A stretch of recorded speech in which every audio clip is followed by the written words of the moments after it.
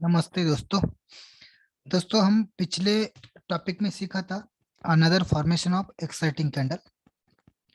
इस टॉपिक में सीखने वाले हैं डिस्ट्रीब्यूशन ऑफ बाइंग। एक छोटा सा टॉपिक होगा। जो बाइंग है वो डिस्ट्रीब्यूट कैसे होती है ये सीखेंगे। ये सिखाने का मतलब ये है कि अगर हम कभी देखेंगे प्राइस एक्शन, तो ऐसा होता है कि प्राइस ना ऊपर ज्यादा जाती है ना नीचे जाता आती है। तो वो सिर्फ गार्बेज एरिया बनाती है। अगर यहाँ पे देखा जाए, यहाँ पे ये पूरा जो है इतना ये गार्बेज एरिया है। ये पूरा गार्बेज एरिया है। ना ही प्राइस ज्यादा ऊपर जा रही है ना ही नीचे आ रहा है। इसके बाद ये भी देखिए, यहाँ पे यहाँ से यहाँ तक ये पूरा गार्बेज एरिया है। Base base base base candle बनाए हैं। तो ये होता है गार्बेज एरिया।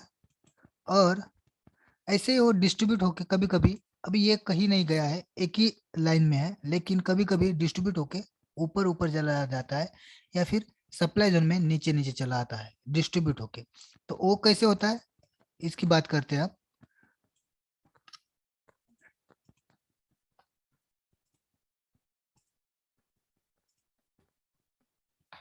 देखिए हमारा जो फॉर्मेशन है डिमांड जोन का, वो कुछ ऐसा होता है।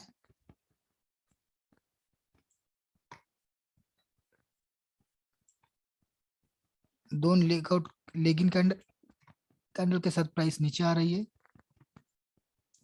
उसके बाद उस बेस कैंडल बनाई है प्राइस ने, जो कि ग्रीन है। ग्रीन का मतलब तो आप जानते हो कि प्राइस ऊपर जा रही है, यानी प्राइस टर्न हो गई यहाँ से। कुछ ऐसे बेस बेस बेस कैंडल बनाई बना के जा रही है।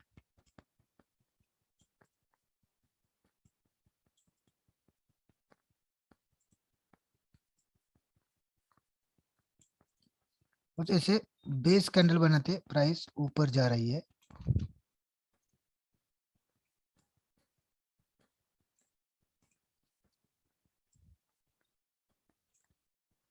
मैं टाइम बचने के लिए इसका कॉपी पेस्ट कर रहा हूँ। ये देखिए यहाँ पे ऐसा। लेकिन अगर देखा जाए तो ये जो मूव थी इसके ऊपर ही इसने क्लोजिंग दी है। अगर क्लोजिंग की बात करी जाए तो ये जो इसकी मूव थी इसके ऊपर इसने क्लोजिंग दी। जो बाइंग है वो बेस कैंडल के साथ में गई है, सभी बेस कैंडल बनाई है, बेस कैंडल के साथ ही ऊपर गई है। लेकिन अगर देखा जाए तो क्लोजिंग तो इसके ऊपर दी। तो ये भी हम जोन मार्क कर सकते हैं। लेकिन ये मार्क करने का तरीका क्या होगा? जो ओरिजिन ऑफ मूव है, इस मूव का जो ओरिजिन है, इस मूव का जो ओरिजिन है ये है, यहाँ से टर्न हो गई है प्राइस। ये हम सेलेक्ट करेंगे डिमांड जोन करने के लिए। तो अगर इसका डिमांड जोन हम सेलेक्ट करेंगे तो ये ऐसा होगा, कुछ ये ऐसा होगा। क्यों? क्योंकि ये जो है ये ओरिजिन ऑफ डिमांड जोन है। जो डिमांड जोन है यहाँ से स्टार्ट हो गया। ओरिजिन ऑफ डिमांड जोन यानी कि जो जोन स्टार्ट हो गया, या फिर जो ही प्राइस यहाँ से यहाँ टर्न हो गई तो वो वहां से हो गई। ये है हमारा ओरिजिन ऑफ मूव। यानी ये जो अलग अलग बेस कैंडल के स्वरूप में जो ऐसे प्राइस ऊपर गई है, ये डिस्ट्रीब्यूट होकर गई है।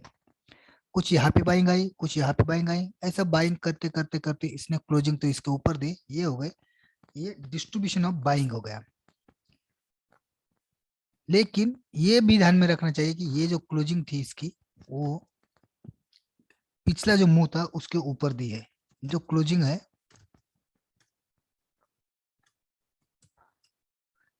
Closing above selling pressure,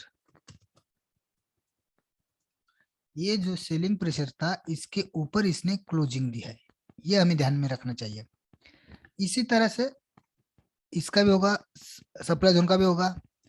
supply zone का भी यही होगा कि प्राइस ऊपर जा रही है, प्राइस ऊपर जा रही है। उसके बाद प्राइस रुक गई कुछ एक बेस कैंडल के स्वरूप में, जो कि रेड है। और हमें तो पता है रेड कैंडल मतलब प्राइस नीचे आ रही है, यानी यहाँ पे सेलर ने रोक दिया।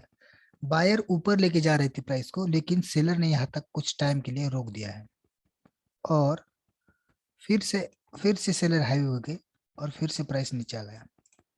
फिर से वही कंडीशन, जो प्राइस जो है सेलर नीचे लेके आ रहा है।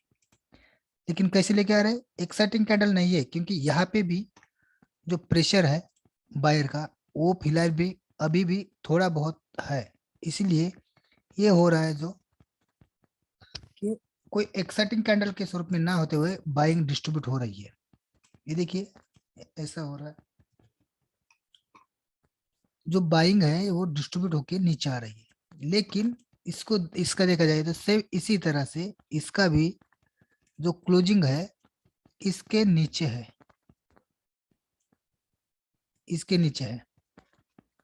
तो ये ध्यान में रखना चाहिए। और अगर हमें ये सप्लाई जोन अगर मार्क करना है तो उसी तरह करना चाहिए, जो ओरिजिन ऑफ मूव है वही हमें मार्क करना चाहिए। ये है हमारा origin of move.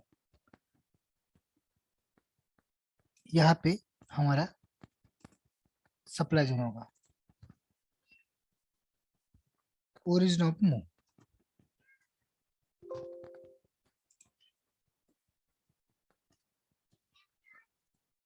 Origin of move और क्लोजिंग जो है, क्लोजिंग बिलो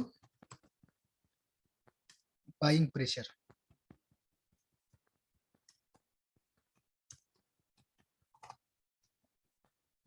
ये है हमारा एक छोटा सा टॉपिक जो था डिस्ट्रीब्यूशन ऑफ बाइंग। इसका हम चार्ट पे प्रैक्टिस करेंगे थोड़ा, ताकि आपको अच्छे से और समझ में आए। ये पहला था हमारा डिमांड जोन के लिए, और ये दूसरा था हमारा सप्लाई जोन के लिए। इसके अगर चार्ट पे चले जाए तो देखिए यहाँ पे कुछ ऐसा है, 1 2 3 4 5 6 बेस कैंडल है। इससे पहले एक एक्साइटिंग कैंडल है, लेकिन इससे पहले भी एक बेस कैंडल। तो ये था इसका इस मूव का ओरिजिन, और ये चल भी गया है। अगर देखेंगे, हम मार्क करके देखेंगे तो आप देख सकते हो कि ये चल भी गया है। ये देखिए यहाँ से प्राइस आई और यहाँ से टर्न हो गई, यानी ये चल भी गया है। ऐसा ये जो मुंह जो होती है उसका जो मेन होता है, उसका जो मुंह का ओरिजिन होता है, वहां से प्राइस चल सकती है, चलती है। इसलिए ये हमें देखना है कि उस मुंह का जो है ओरिजिन कौन सा है। कभी कभी जो प्राइस है बहुत छोटी छोटी कैंडल करके बेस कैंडल के स्वरूप में ऊपर जाती है या फिर नीचे आती है। अगर सप्लाई जोन ढूंढना है तो शायद नीचे आ रही होगी। हमें डिमांड जोन सर्च करना है तो ऊपर जा रही होगी। ये तो आपको अब अभी तक तो समझ में आ ही गया होगा, डिमांड जोन, सप्लाई जोन, और प्राइस कैसे नीचे आती है कैसे ऊपर जाती है। आप अगर ऐसा देखेंगे, यहाँ पे ये देखिए, यहाँ पे भी गार्बेज सा एरिया बना है। यहाँ पे एक तो गार्बेज है ही इतना, लेकिन यहाँ पे सेलिंग प्रेशर देखिए, यहाँ पे छोटी छोटी कैंडल के स्वरूप में नीचे आ रही है, जो कि डिस्ट्रीब्यूट हो की जा रही है। ये होता है डिस्ट्रीब्यूशन ऑफ बाइंग और सेलिंग। तो आज का ये था हमारा छोटा सा टॉपिक।